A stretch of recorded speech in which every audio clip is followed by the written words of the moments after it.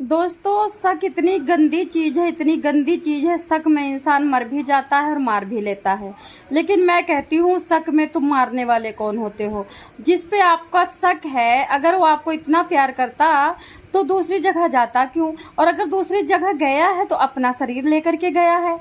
आप उससे रिश्ते तोड़ सकते हो, आप उससे बैठ करके बात कर सकते हो, उसको पुलिस के हवाले कर सकते हो। तुम कौन होते हो किसी के गले पे चाकू रखने वाले? तुम कौन होते हो किसी के मनमोहक जिंदगी को खत्म करने वाले?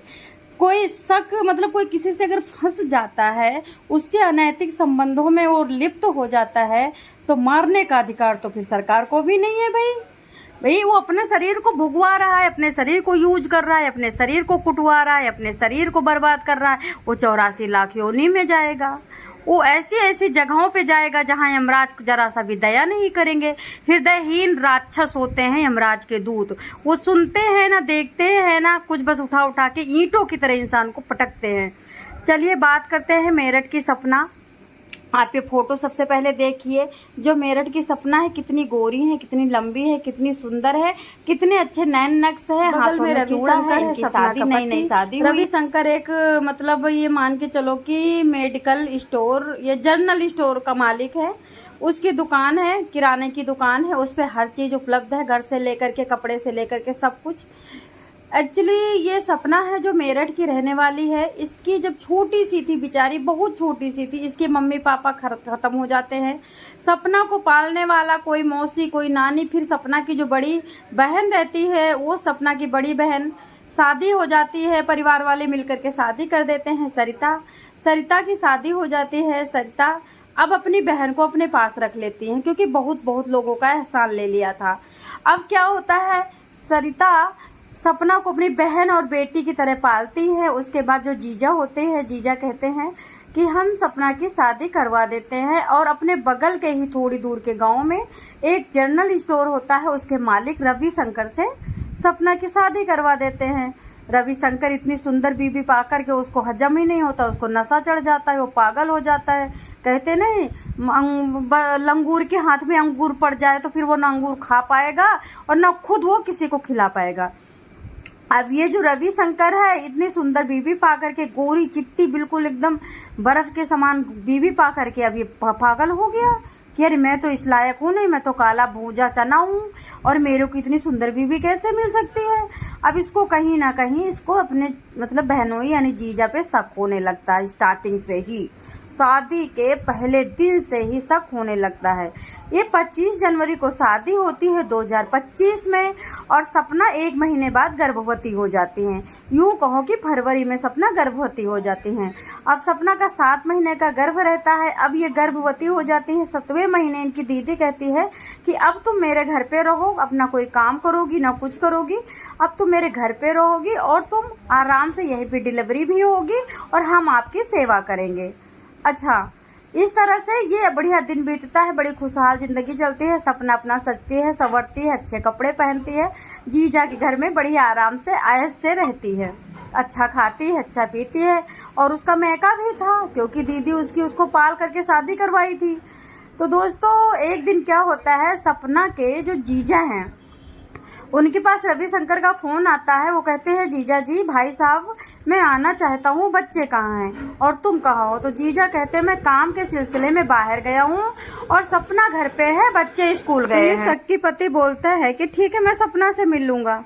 अच्छा, जब ये घर में घुसता है तो सपना की जो बहन सरिता होती है वो घर पे नहीं थी।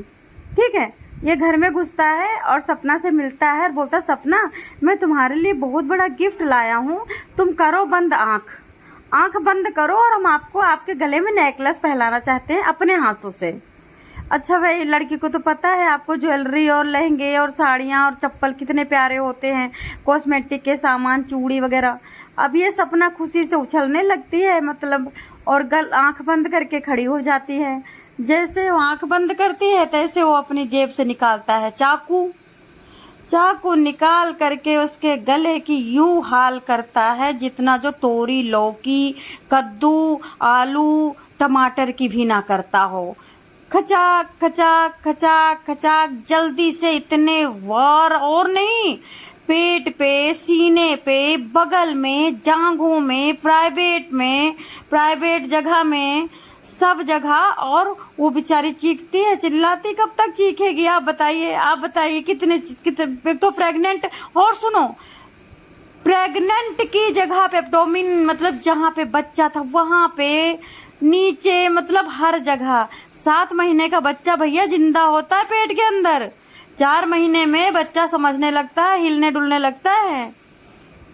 7 महीने के पेट के बच्चे की ईह लीला आत्मा नष्ट कर दी इस सक्की पति ने। बार बार कहती हूँ, तुमको शक हो जाए तो जाके परी स्वर्ग से ढूंढ लो और ये हाड़ मास की पुतली को साइड कर दो। वो जिससे फंसी है उससे फंसी रहने दो उसको।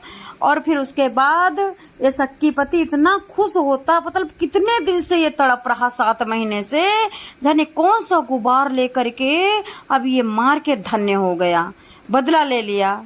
अरे क्या बदला ले लिया फट्टू कहीं के। किसी की आत्मा को मार करके तुम कहाँ से सुखी रह जाओगे?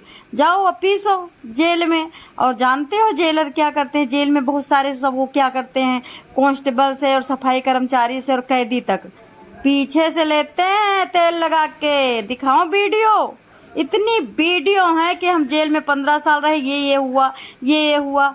बोले कंप्लेन करो, किससे कंप्लेन करेंगे भैया?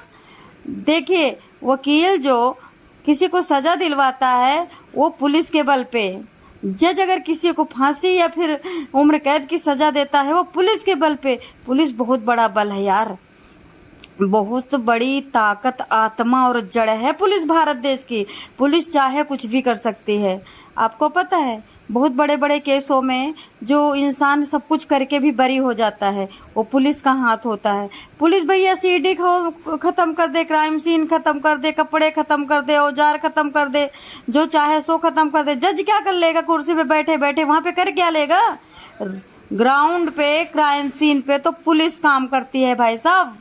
तो दोस्तों बताना चाहूंगी, ये फिर बैठा रहता है, बैठे बैठे 2 घंटे बैठ करके टुकुर खून सूंघता है, खून देखता है, मांस देखता है। वो तो मर गई बेचारी। फिर पुलिस को फोन करता है कि आइए, यहाँ पे ये नंबर है, ये नंबर है और हमारी पत्नी को हमने मार डाला, ले जाइए। पुलिस ताबड़तोड़ पहुंचती है, देखती है घर में कोई नहीं। अब वो इतने कपड़े इसकी बहन धो रही थी, सपना की सरिता इतने कपड़े धो रही थी, जीजा काम से गया था, बच्चे स्कूल गए, 2 घंटे तक आई नहीं। अच्छा, सरिता ने सोचा कि भाई पति पत्नी और आपस में बात कर रहे हैं, मैं क्यों जाऊं घर में? सरिता को थोड़ी पता था कि मेरी बहन की जिंदगी बर्बाद करने आया है। जो सपना ने आंख बंद किया था नेकलेस पहनने को, इतना बढ़िया नेकलेस पहना कि कभी आंख नहीं खोला, कभी हाथ भी नहीं उठी। सपना गई, ये सक्की आदमी अपना जेल में गया।